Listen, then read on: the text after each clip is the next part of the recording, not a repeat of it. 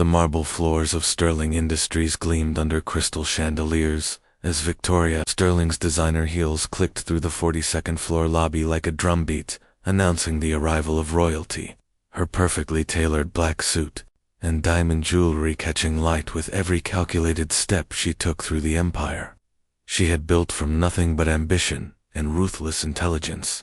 At 28, she had become the youngest billionaire CEO in technology history, transforming a simple social media app into a global phenomenon that controlled how millions of people communicated.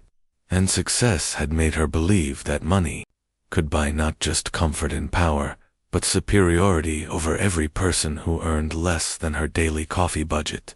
Her daily routine included walking through different floors of her skyscraper headquarters, looking for opportunities to remind employees of their place in her kingdom, using her sharp tongue like a weapon to cut down anyone who dared to show confidence or joy in her presence. Tonight was no different, as she stepped into the employee lounge on the 38th floor, expecting to find the usual scene of tired workers grabbing quick dinners before heading home to their ordinary lives. But instead, she discovered something that sparked her predatory instincts, like gasoline meeting flame. Jerome Washington, the night janitor she barely noticed during her evening inspections, was sitting alone at a corner table with a worn chess set spread before him, moving pieces in patterns that suggested he was playing both sides of an invisible game. His uniform was clean, but faded from years of washing, his graying hair neatly trimmed, despite his modest salary, and his gentle brown eyes focused on the board with an intensity that seemed out of place for someone whose job involved emptying trash cans and mopping floors. Victoria felt the familiar thrill that came whenever she spotted weakness or presumption among her employees. And the sight of this aging janitor playing with cheap plastic chess pieces struck her as the perfect opportunity to demonstrate once again why she deserved to stand at the top of the social pyramid while others served beneath her. Well, Jerome," she announced loudly, her voice carrying across the lounge and causing several other employees to look up from their sandwiches and coffee with expressions of nervous anticipation, knowing that their boss's attention usually meant someone was about to be publicly humiliated for her entertainment. "Playing chess all by yourself again. How wonderfully sad." Her laugh echoed off the glass windows that offered a breathtaking view of the city lights below, a sound that made grown men flinch and caused conversations to stop as people sensed the approaching storm of Victoria's cruelty. Jerome looked up from his chessboard with calm dignity, his weathered hands pausing in their careful arrangement of pieces, while his eyes met hers with a steadiness that surprised her, since most employees couldn't maintain eye contact when she was in one of her predatory moods. "Just practicing, Miss Sterling," he replied softly, his voice carrying the quiet strength of someone who had learned that respect was earned through actions rather than demanded through intimidation. And something about his tone made Victoria's smile sharpen like a blade being prepared for cutting.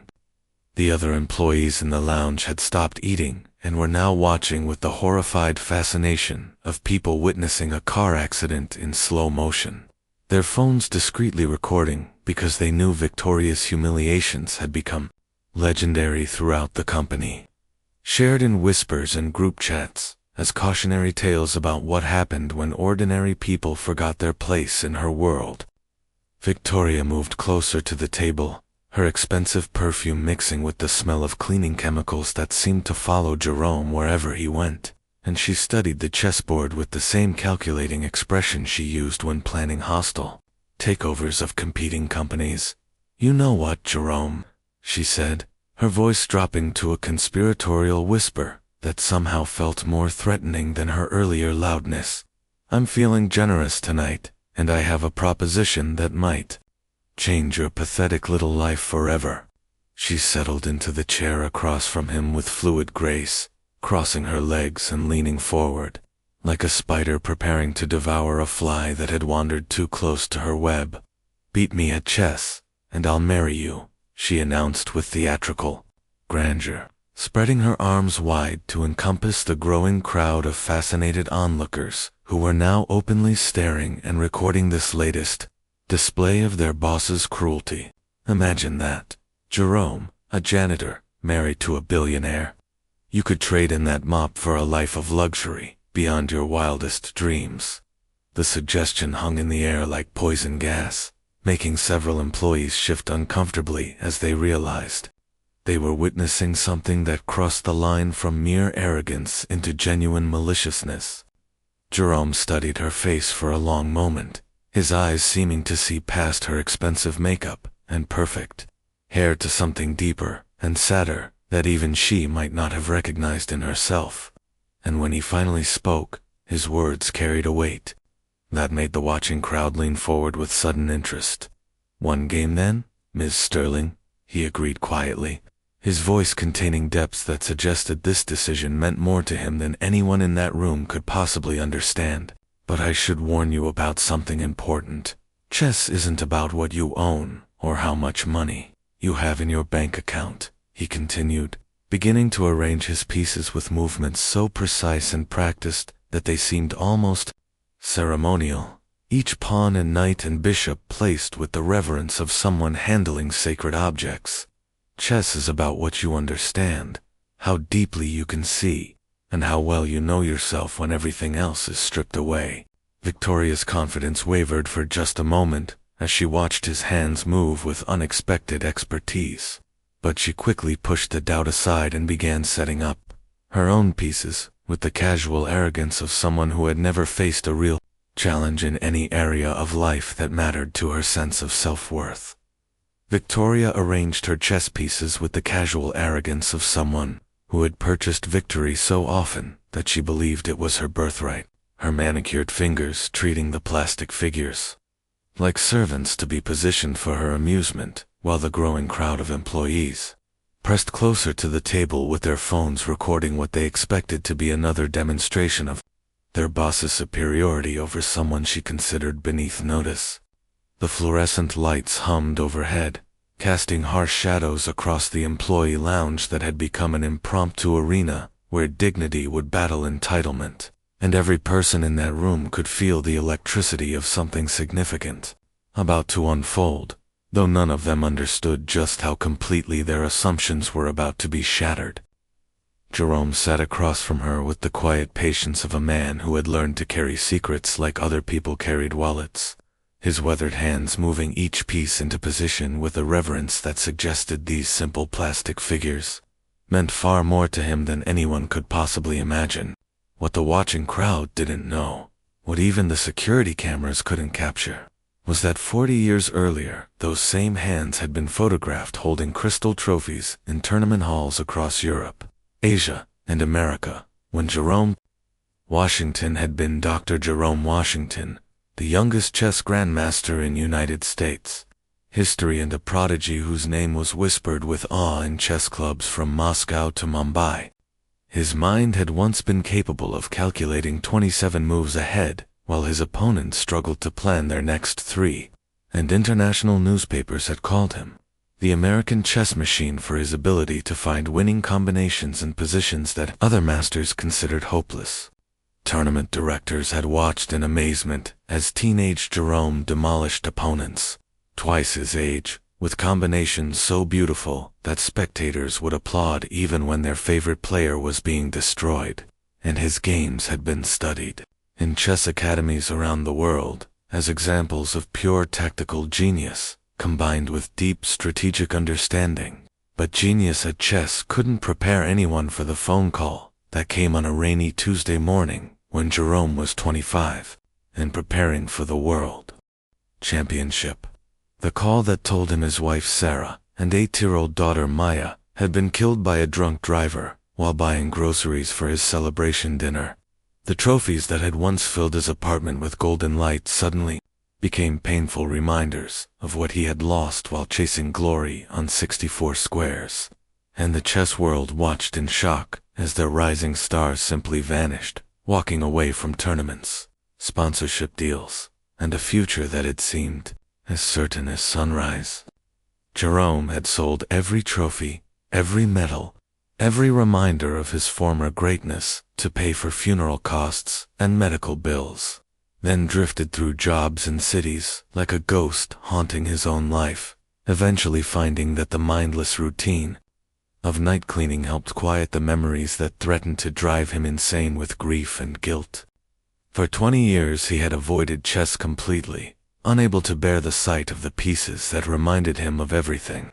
He had sacrificed for a game that couldn't bring back the people who had mattered most, but lately the old hunger had been stirring. Whispers of strategy and tactics, creeping back into his consciousness, like spring water finding its way through winter ice. The plastic chess set he played with during breaks had been purchased at a dollar store, but in his hands it became a gateway to the mind that had once been considered one of the most brilliant in the world. And sometimes when he was alone in the empty office buildings at night, he would play games against his memory of former opponents, testing whether his skills had survived the decades of deliberate neglect. "Ladies first," Jerome said with the gentle courtesy that had once charmed reporters and tournament officials, gesturing toward the board with a hand that trembled slightly, not from age or nervousness, but from the overwhelming feeling of sitting across from an opponent for the first time in 20 years. Victoria pushed her king's pawn forward to squares with theatrical confidence, already imagining how she would describe this easy victory to her wealthy friends at weekend parties in the Hamptons, completely unaware that she had just opened the game with the same move that had begun Kasparov's famous victory over Deep Blue in their legendary match. Jerome's response was immediate and classical, advancing his own king's pawn to mirror hers. But something in the way he moved the piece made Dr. Sarah Chen, the company's head of artificial intelligence development and a former competitive chess player herself, suddenly pay closer attention from her position near the coffee machine. Sarah had competed in state championships during college and recognized the subtle precision in Jerome's hand placement, the way he touched the piece firmly before moving it, and the confident click as it settled into its new square, details that spoke of serious training and years of competitive experience. Victoria made her second move quickly and dismissively, bringing out her knight with a flourish that was meant to look aggressive, but actually weakened her position in ways that made Sarah involuntarily shake her head, while Jerome's response came with mathematical certainty that created patterns on the board that whispered of deep understanding and decades of accumulated wisdom. The transformation in Jerome's posture was subtle, but unmistakable to anyone who knew how to look for it. His shoulders had straightened slightly, his eyes had taken on the intense focus of a master craftsman approaching his finest work, and his breathing had become the controlled rhythm of someone entering a mental state where calculation and intuition merged into something approaching artistry. Other employees who understood chess began to drift closer to the table, their casual interest shifting to fascinated attention as they realized that something extraordinary was developing before their eyes. Though Victoria remained completely oblivious to the masterpiece being constructed around her pieces like an elaborate trap designed by someone who understood her weaknesses better than she understood them herself. By the third move, the atmosphere in the employee lounge had shifted, like weather before a storm, though Victoria Sterling remained blissfully unaware of the tactical masterpiece being woven around her pieces, as she continued to play with the same dismissive confidence that had carried her through hostile corporate takeovers and boardroom battles where money mattered more than strategy. She moved her bishop aggressively across the board, aiming for what she thought was a quick attack on Jerome's position, her diamond bracelet catching the fluorescent light as she placed the piece with a satisfied smile that would have been appropriate for someone who had just closed $1 million deal. Jerome's response was so subtle that most casual observers missed its brilliance entirely. A simple pawn advance that looked almost defensive, but actually opened 3 different lines of attack, while simultaneously blocking Victoria's aggressive plans. The kind of move that chess masters call quiet but deadly, because its true power only becomes apparent several turns later when the trap finally springs shut. "Dr. Sarah," Chen felt her coffee cup trembling in her hand as she recognized the opening sequence Jerome was employing, a variation of the Queen's Gambit, so sophisticated and rare that she had only seen it performed twice in her entire competitive career, both times by international grandmasters who had spent decades perfecting the intricate timing required to make it work against strong opposition. She nudged her colleague Michael Rodriguez, the head of software development, whispering urgently, "That janitor is playing moves that I've studied in chess textbooks, but never seen executed in real life. This is impossible." The crowd around the table had grown larger as word spread through the building that something extraordinary was happening in the lounge.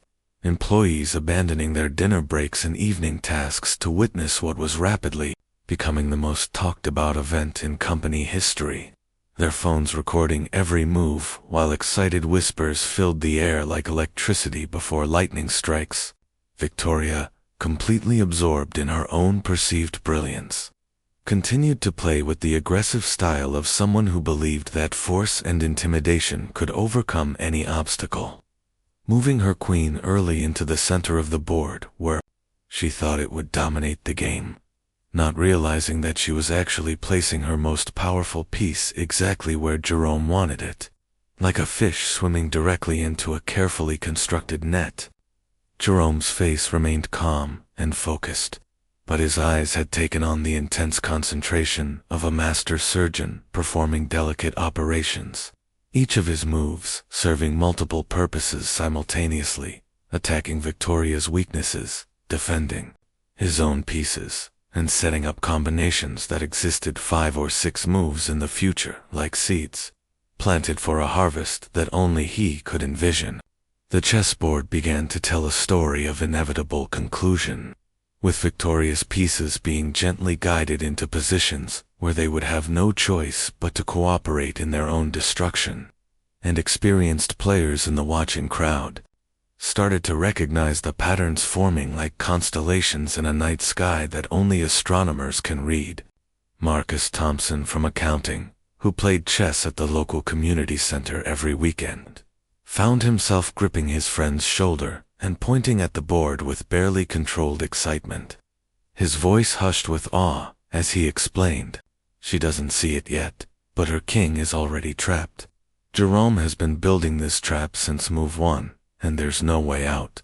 The revelation spread through the crowd like wildfire as more chess players arrived and began to see the beautiful complexity of Jerome's strategy.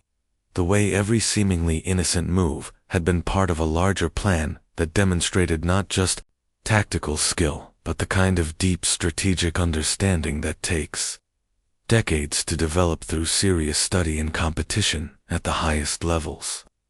Victoria made her 6th move with the same arrogant confidence she had shown from the beginning, pushing a knight forward in what she thought was a clever attack, completely unaware that she had just triggered the final phase of Jerome's combination, the moment when all his patient preparation would transform into an unstoppable force that would sweep away her illusions like a tsunami destroying sand. The tension in the room had become so thick that people were holding their breath, and even employees who didn't understand chess could sense that something momentous was building toward its climax, the way audiences can feel the approaching crescendo in a symphony even when they can't read musical notes. Jerome's hand hovered over his pieces for a moment, not because he was uncertain about his next move, but because he was savoring the return of feelings he thought had died with his family 20 years earlier, the pure joy of creative expression, the satisfaction of perfect execution, and the almost spiritual connection between mind and art that happens when a true master operates at the peak of their abilities. The janitor's uniform couldn't hide the transformation that was taking place before everyone's eyes, as years of hidden pain and suppressed genius combined into something that made him appear larger than life. A magician preparing to reveal the trick that would leave his audience speechless with wonder and disbelief. Victoria glanced up at the growing crowd with irritation, annoyed that her easy victory was taking longer than expected and drawing more attention than she thought necessary, still completely blind to the fact that she was about to become the centerpiece of a legend that would be told and retold throughout the chess community for generations to come. Jerome finally made his move, a simple piece advancement that looked harmless to untrained eyes, but sent shockwaves through every chess player in the crowd, because they could suddenly see the entire combination laid out before them like a perfectly choreographed dance, where every step led inevitably to the final bow. And they knew that Victoria Sterling, billionaire CEO and self-proclaimed genius, was about to discover what it felt like to be completely, utterly, and beautifully outclassed by someone she had never bothered to see as human. Jerome's hand moved with the precision of a master clockmaker as he executed his final combination, 3 moves that flowed together like verses in a perfect poem, each piece gliding into position with mathematical certainty, while the watching crowd held their collective breath, knowing they were witnessing something that would become legendary in the halls of Sterling Industries for decades to come. His rook swept across the board like a sword cutting through silk. His knight leaped into the perfect square with the grace of a ballet dancer hitting their mark. And finally, his queen moved into position with quiet dignity that spoke louder than any victory celebration could have managed. "Checkmate, Miss Sterling," Jerome said softly, his voice carrying none of the triumph that should have accompanied such a devastating victory, only the peaceful satisfaction of someone who had rediscovered a part of himself that had been buried for too long under grief and self-imposed exile from the world that had once celebrated his genius. Victoria stared at the chessboard with the expression of someone who had just watched their entire understanding of reality crumble into dust, her brain struggling to process how her powerful pieces had been rendered completely helpless by what appeared to be the simplest of attacks, her king trapped by his own pawns in a prison that had been constructed so gradually and elegantly that she never saw the walls being built around her. The silence that followed Jerome's quiet announcement was broken by Dr. Sarah Chen's amazed whisper that cut through the stunned atmosphere like a lightning bolt, illuminating a dark sky that was a modified version of Kasparov's immortal game from the 1985 World Championship, combined with endgame theory that I've only seen in textbooks written by the greatest masters in chess history. Her voice grew stronger as the implications of what she had witnessed began to sink in, and she stepped closer to the table with the reverence of someone approaching a sacred shrine. "Whoever you are, sir, you're not just a chess player, or even a strong amateur. You're a grand master, possibly one of the greatest tactical geniuses I've ever seen play." Jerome looked up at her with surprise that quickly transformed into something approaching gratitude, because it had been 20 years since anyone had recognized his true abilities. 20 years since he had been seen as anything more than an invisible man with a mop and bucket who cleaned offices while the important people slept. The recognition in Dr. Chen's eyes awakened memories that he had tried so hard to bury. Tournament halls filled with hundreds of spectators watching his games on giant demonstration boards, newspaper headlines calling him the future of American chess, and the overwhelming pride in his wife Sarah's face when she would kiss him after another victory that brought them closer to their dreams of a perfect life.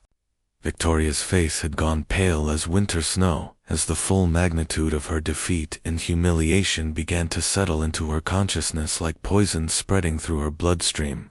But even more shocking than losing was the gradual realization that she had just been intellectually dismantled by someone whose intelligence made her own considerable accomplishments seem shallow and meaningless by comparison.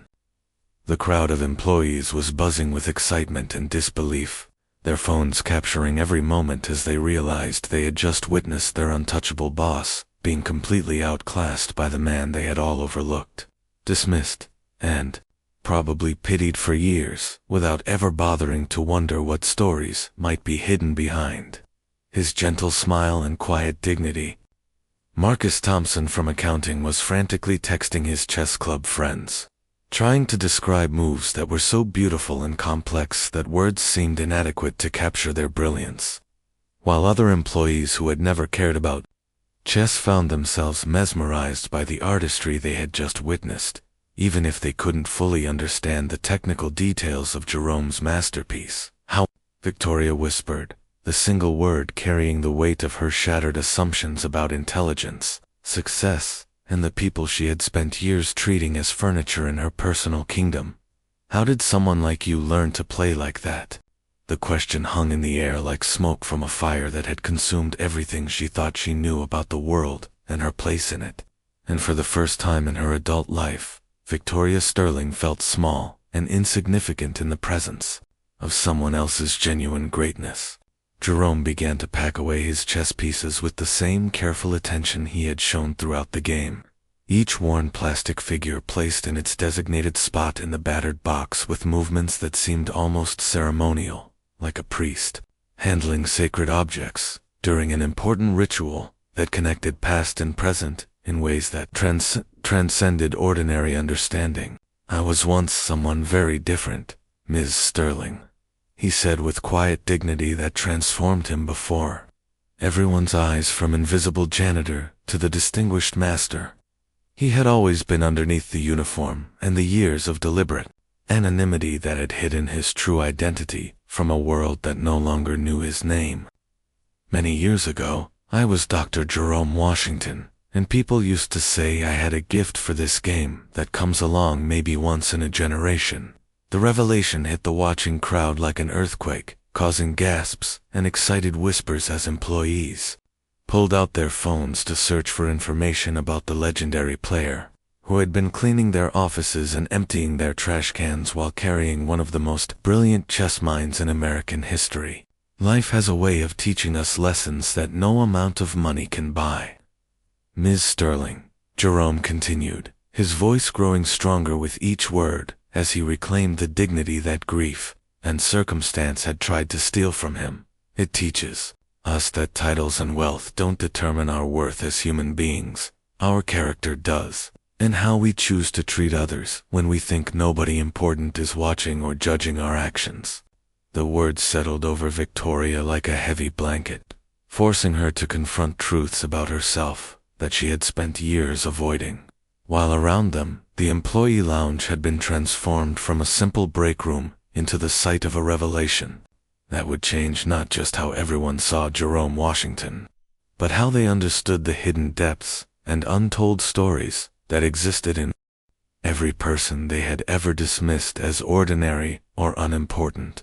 18 months after that life-changing chess game in the employee lounge, the morning sun streamed through the floor-to-ceiling windows of Sterling Industries' newly renovated Learning Center, illuminating a scene that would have seemed impossible to anyone who had witnessed Victoria Sterling's humiliation and Jerome Washington's quiet triumph on that unforgettable evening when assumptions were shattered and lives were forever changed.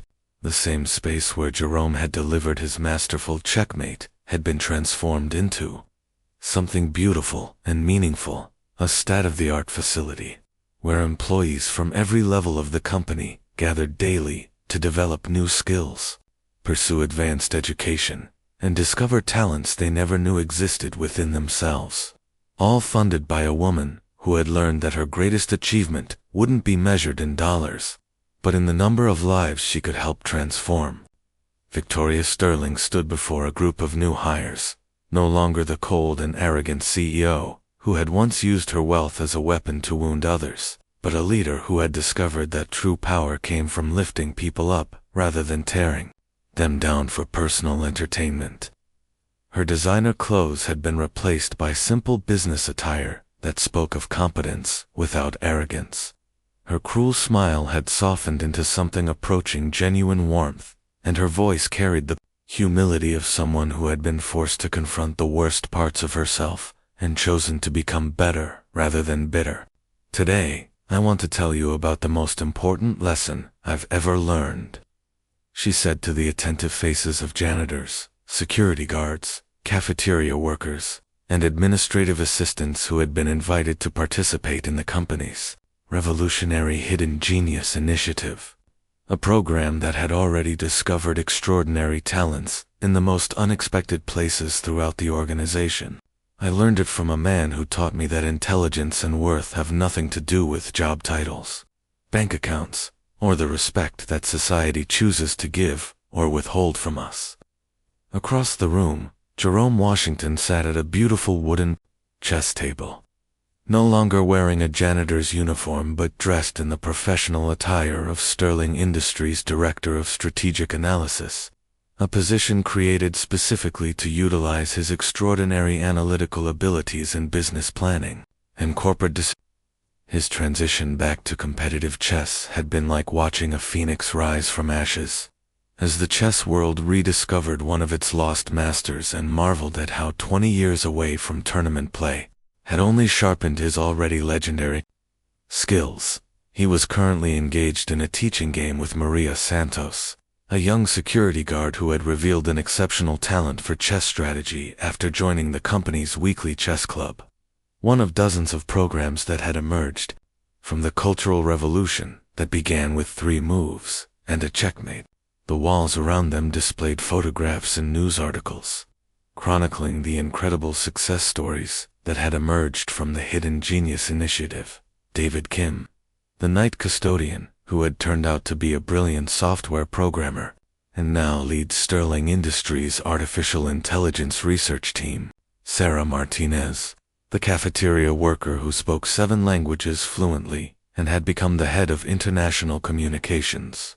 And Robert Chen, the maintenance technician who held 3 engineering patents and now supervised the company's innovation laboratory. Each success story represented not just individual triumph, but proof of Victoria's new philosophy that talent and intelligence existed everywhere, waiting to be recognized and nurtured by people with the wisdom to look beyond surface appearances and social expectations. The transformation of Sterling Industries had attracted attention from business schools, leadership conferences, and social researchers who came to study how a single moment of humility had sparked a revolution in corporate culture that was being replicated by companies around the world. Victoria had been invited to speak at Harvard, Stanford, and the London School of Economics about her recognition revolution.